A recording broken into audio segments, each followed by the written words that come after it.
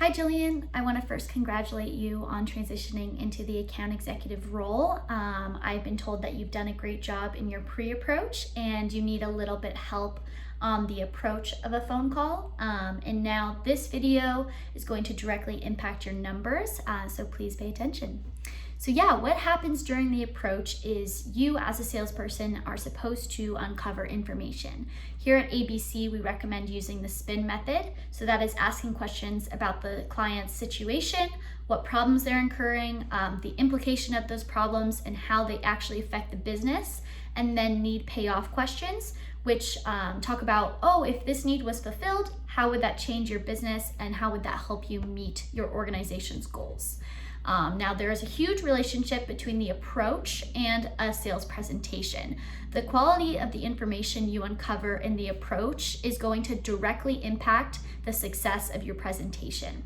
This is because the information can be used to actually tailor your presentation to the client. So whatever specific use case they are talking about, you can use this in your fab sequence. For example, you are going to talk about benefits that the client has already told you in the approach are extremely important to them. This is going to impact the success of the sales process because if it's actually relating to the specific client, they're going to be more likely to purchase from ABC, which is essentially what we all want, and it's going to get you that commission. Now, the goal of a stakeholder during the approach is to basically see if it makes sense to work with us. The goal of us during the approach is to gather information. That's going to be your number one priority on these phone calls, and it actually impacts the length of the approach. How quickly you are able to gather information and feel confident going into your sales presentation kind of depends on you. Now, it also depends on the stakeholders because obviously they have a lot of different priorities and they could kind of put your meetings on the back burner if they have a lot going on at the moment.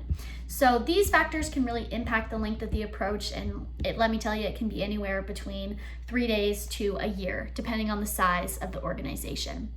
Now, 5 tips that have really made me successful in my approach has been 1, having empathy when you talk to the customer. It's so important to actually be listening to what they have to say and not just thinking about the next question that you're going to ask them. 2, make sure you use the trial close throughout your conversation, and really importantly, at first, to confirm the agenda to make sure you're both on the same page. 3, make sure that the prospect is spending more time talking than you. We recommend 80-20 rule.